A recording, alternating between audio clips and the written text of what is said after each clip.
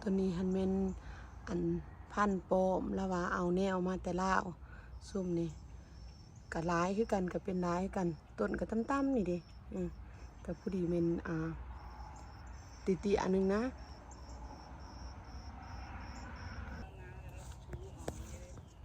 สะออน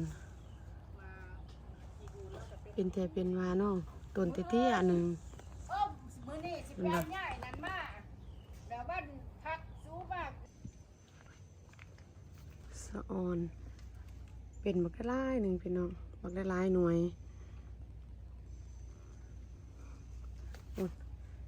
พันนี่ค่ะกี่ดีเป็นพันยาวได้นี่พันนี่มันเป็น10 กว่าหน่วยพุ่นว่ายังบ่ทันใหญ่ขันใหญ่นี่เป็นพวงเนาะได้นี่สบายดีพ่อแม่พี่น้องมื้อนี้มาหาป่ามาเลาะสวนป่าคือเก่ามาเพื่อนพวกเป็นพวกจอดอกโอ้ได้สิผ้าเลาะบางสวนเรากันเน้อน้อยนึงมาสวนตัวนี้หั่นสวนหลังบ้านดีสวนเรานี่งามเขามาแต่เที่ยวนั้นมันก็โดนแล้วบัดมาเที่ยวนี้อันพักบงแล้วก็งามเนาะป่าเนาะได้กับมาคุงเด้อเบิ่งได้จักต้นเด้อเมื่อไปกว่ากะบ่ได้พ่อต้นมันก็พวกปลูกหั่นโอ้บ่ได้พ่อต้นบ่มีพ่อต้นเลยกะบ่เกิดนี่ถ้ามีมาให้2ต้นใหญ่ขนาดขึ้นเดียวคงยาวหั่นโอ้มาแต่ซื้อมาแต่ขนาดพอดีโอ้ต้นเฮ็ดวิวเขาลงเตอเฮือนลงเตอวันเขาว่ามีโดยไปกูก็สิได้แม่นร้านก็ไปอยู่คือกันตอนนั้นไปสวนเราคือกันงามมาคุงล่ะดร.วันว่าสันนมมาคุงเหยาว่าสันนี่ไทยกูก็สิสอบเอาแนวเหยาว่าจะไปไทยเอาแนวมาหลายๆเด้อป่าเด้อยักสิอะไรดูบ่ดอกร้านเขาหักมีเขาหักบักแตงก็เฮ็ดบักแตงขึ้นเลยเจ้ากะละบ่ในมันเฮียคือโอ้ขึ้นมาใหม่อีกกูเห็นดงเด้เป็นได้เติบเขาจะสิได้กินดูบ่มันหอนหลายโคตรหนักแต่เราเบิ่งอันนั้นโอ้พักขะแยงแล้วก็งามพี่พักป่าเรางามนะฮะคอยว่าอันนั้นบักเพชรอยู่บ่ได้เขาเบิ่งไกลๆบักแตงเรากำลังเป็นหมาก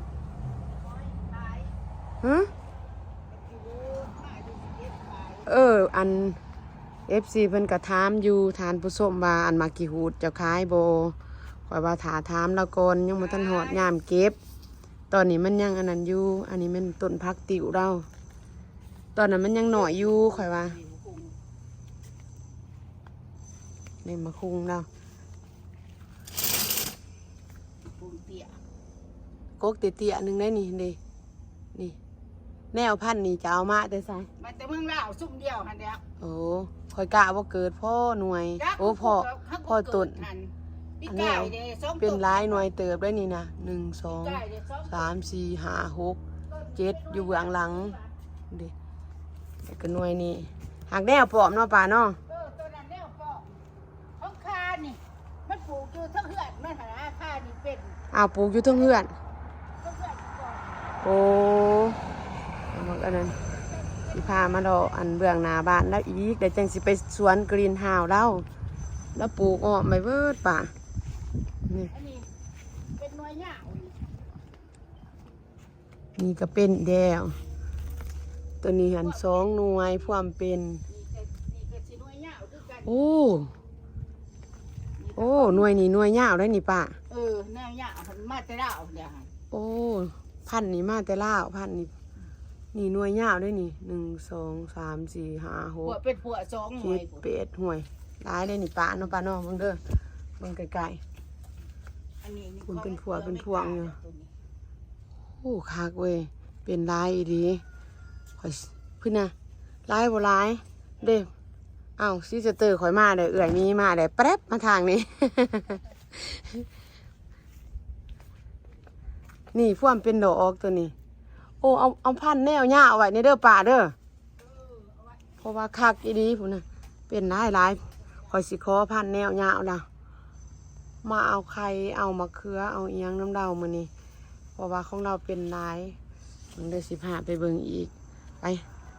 อันนั้นอยู่ไสป่าดอกเศรษฐีก็งาม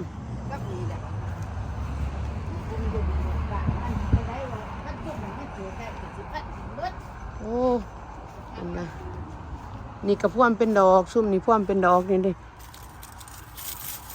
โตต้นปีกายได้นี่เนาะนี่สงสัยของเรา ต้นปีกายตัดมัน เออเป็นกสิเป็นอยู่แต่ว่ายังบ่ทันได้เป็นหน่วยใหญ่เทื่อเด้พ่วมเป็นอันนี้ขึ้นเป็นดีมอยู่ ปีกายมันจะกินนี่เลย ได้ดอกอีหยังอีกนี่ ดอกมาดิ ดอกหอมมะลิหอมดอกซ้อน เขาก็ได้ดอกต้นเดียว ดอกส่วนส้มแล้วก็งามของป่างามอีเด้ ดอกไม้ที่แล้ว ว่าเลยส้มสวนดอกไม้มันโดนมายามเราเธอหนึ่งคุณ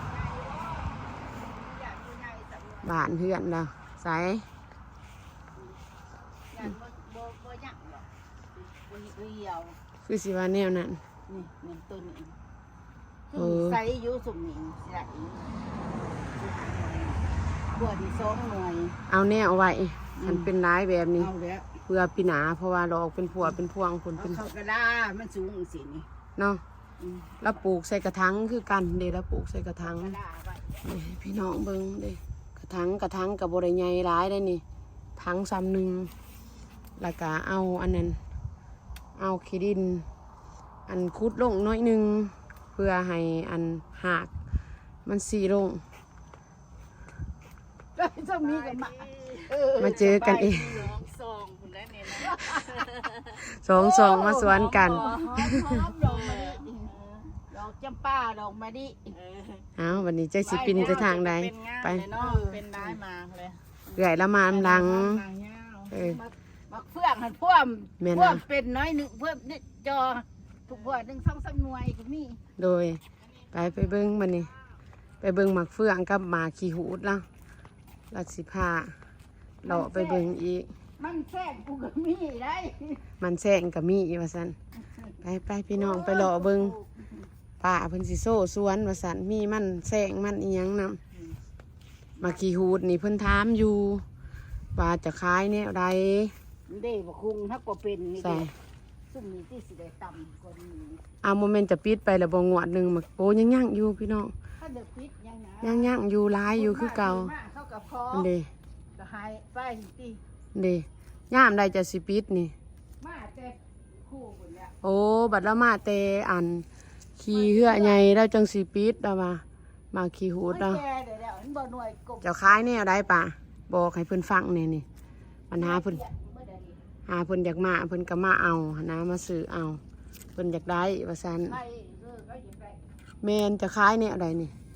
โอ้ยกูขายปิดจุพี่7หน่วยต่อ10 7หน่วยต่อ10พี่น้องของป่าเฮานี่ก็นักหน่วยอยู่เลยโอ้ หน่วยใหญ่ หน่วยใหญ่แล้วเอาหน่วยใหญ่ให้อันบัดต้นนี่หันยังน้อยแล้วว่ามันยังน้อยอยู่ 2หน่วยไปต้มหั่น ฮะ มีใน โอ้ ปีนี้เห็นในว่า2หน่วยบักใหญ่ โอ้หมักกอกเราก็เป็นหมักหลายๆพูดนะหมักกอกเป็นพวกอยู่เด้พูดเป็นนายอีดีได้นี่ ของไปถิ่นเลย เด้พุ้ยพี่อยุพี่อีกนี่ว่ามันแซงป่ะ อืม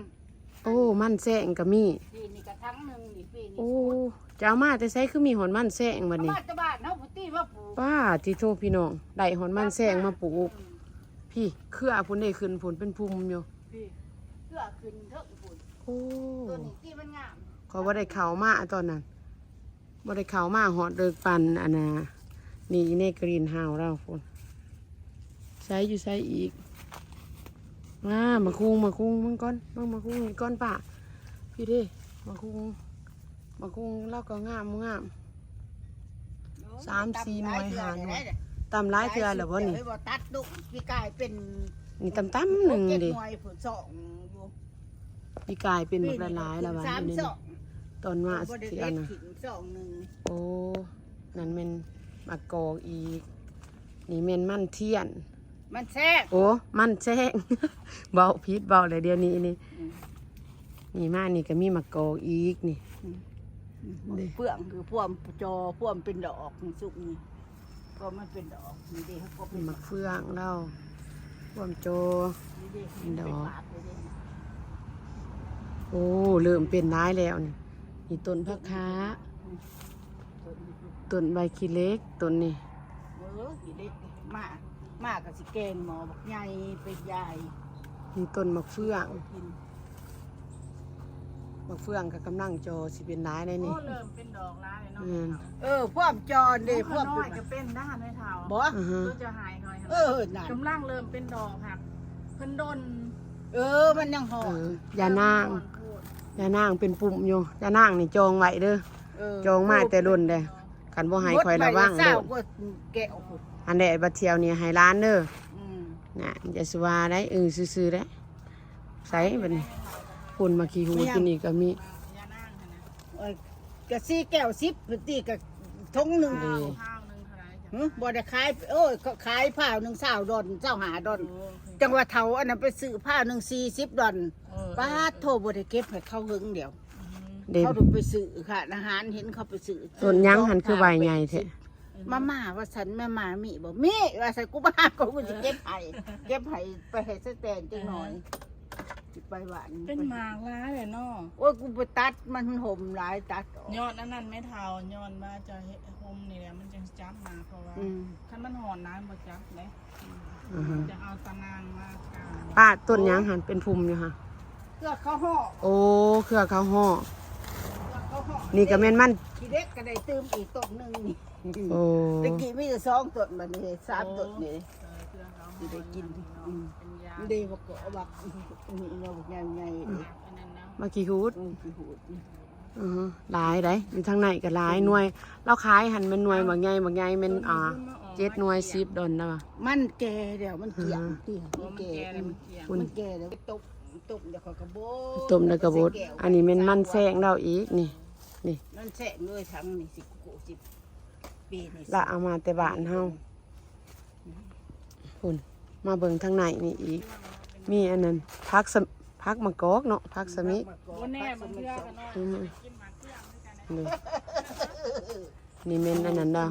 ในกรีนเฮาส์เด้อนี่เอาไว้หลายอย่างเพื่อเขาห่อตัวนั้นนี่ในกรีนเฮาส์มีครบทุกชนิดเนาะหลายอย่างหลายแนวของเรา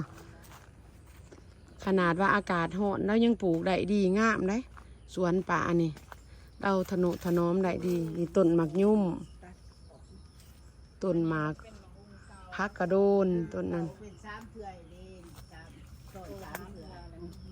พี่กายมอนเป็ดบักหลาย ปีกายเป็นร้ายเนาะพวกนี้เนาะ มะกอกแล้วเป็นไรดีเนาะมะกอกเนาะป้าเนาะ เป็นหลายมัน เป็นหลาย ห่างๆมันบ่ทีเห็นนะ เออ มันบ่ ขน้อยว่ามันเป็นน้ำหอนโพดหรอก มันหอม พูดหมากเป็นพวกอยู่ ไม่ได้ยัง น้ำทะเล โอ้ น้ำทะเล แช่ตีนมันเฮ็ดให้เศร้าเจ็บบ่ อ๋อมันบานขึ้นสิหนังมันบานขึ้น โอ้เฮ็ดให้หนังบานอันนั้นนะถูออกเลย สะอ่อน มาอีบูแล้วก็เป็น เป็นแต่เป็นวาเนาะต้นเตี้ยๆหนึ่ง โอ้มื้อนี้สิไปง่ายนั่นมาแล้ววันพักสู้มาก มันเสาร์วันอาทิตย์ วันที่กูสิไป โอ้ วันธรรมดาแล้วสู้คันนี้ก็ มาดินน้ำดาวเน เด้พักติ๋วโอ้ยงามเจ๊ๆยัง งามอีดีเนาะจะสิไปจักมือ 7 มื้อติ ไปลงเฮือใหญ่7 มือว่าสันสั่งให้ดูแลหัวสวนแต่สิมาจัดการเบิดแถวนี่ ไปเบิ่งมะเขือก่อนเนาะไปก่อน แม่ ก็ไปก่อนเด้อไปเลาะเบิ่งอีกก่อนเด้อจักหน่อยคันจะฮ้อนจะกะขาวแล้วโหดสวนแล้วกับอันนี้บักเพชรหันงามได้บักเพชร โอ้ยมาเพชร 15พี่น้องไปเลาะสวนหลังบ้านได้อีกจักหน่อย เพราะว่าอันน่ะเห็นมะเขือแล้วงามมะเขืออันนั้นเราปลูกไว้อยู่เบื้องนั้นมะเขือหมากอันน่ะพริกหมากเอียงแถวนี้ก็เป็นขอกนกขอกไก่แล้วนี่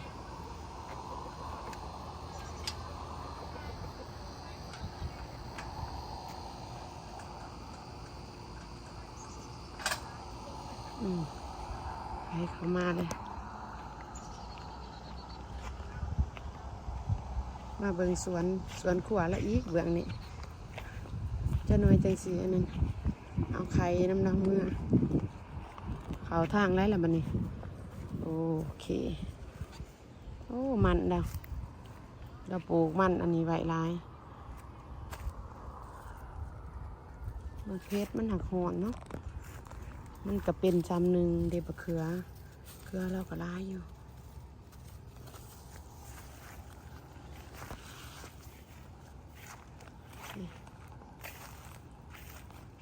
มะเขือนี่พ่อยได้มะเขืออันนี้กินมะแสบๆหนึ่งตอนนั้นมาเอาน้ำดาวหันมะเขือนั่นเป็นเบาเพิ่นเอิญว่านี่มะเขือโตเลยว่าสั้นดิกินนี่พ่อยขนาดได้นี่เนี่ยนี่เปาะเฮาหยำนี่แสบๆนึงคนเดียแท้นั่นแมนเบิดอันนี้จังสิขอเอาพันน้ำดาวไปอันนั้นไปปลูกปีสีมานี่หน้ามีดีเป็นพวงอยู่พุ่นน่ะมะเขือนี่หันกินกับปล่อยกับลาบแสบคักได้นี่แล้วปลูกเป็นคลองไปพุ่นเด้มาเอื่อยมามันเป็นบักหลายๆหนึ่งเป็นร้ายใส่ร้ายว่าขนาดว่าอากาศร้อนนี่บอกเขาว่าขอสิขอเอาแนวน้ำเราไปอันนั้นก่อน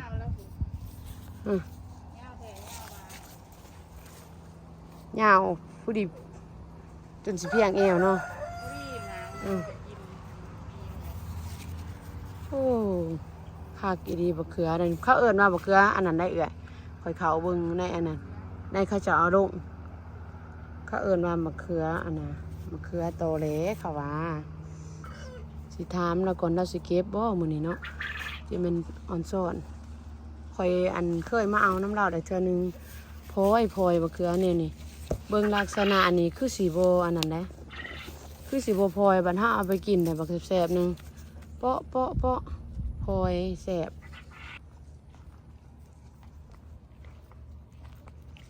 เลี้ยงไก่เราก็ร้ายเลยแล้วเลี้ยงไว้บักละลายทั้งไก่ทั้งนก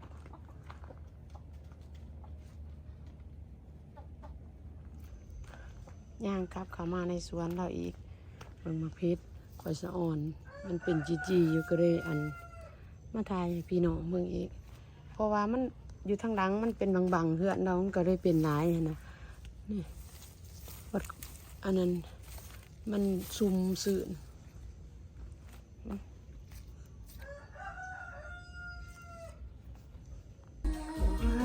มวนจะกระโดดเพิ่นอยู่ในนี่ครับไปเห็นกระติก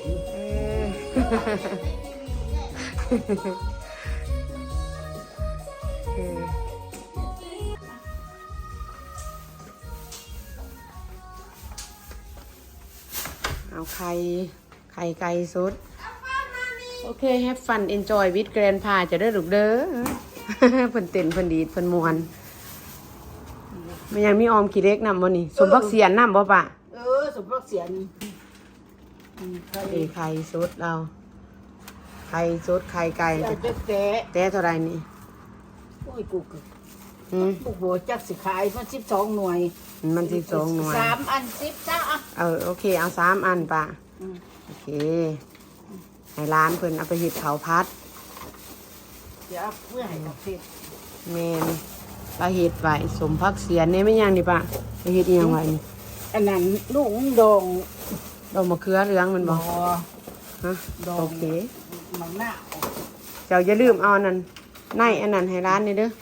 บัดอันนี้ในมะเขืออันมะเขือโตเลยมะเขือพงมะเขือจะแสบหลายบักแสบๆนึงกินผวดสิเอาไปปลูกปีหน้าออมคิดเด็กแกก็เฮ็ดไว้ขายบ่ด้วยไปกินที่ไหนปลูกกินโดยเอาสมพักเสียนให้ม่วนบ่ลูก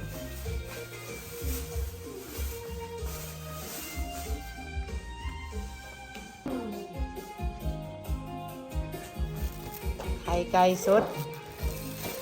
ปลาเพิ่นเอาให้3 เต๊ะนี่สมพักเสียน แล้วก็ไข่นุกับป่าขาวสารนะวะเอามาแต่ไทยอันนั้นกระมวลอย่างเดียวเนาะอย่างมีความสุขเพิ่นเมื่อได้วันนี้ได้มาดงตุงนิงไม่ยังปะโอ้เมื่อกันเด้อวันนี้พี่น้องขอบใจได้หลายเด้อที่เขามาเบิ่งมาหาส้ม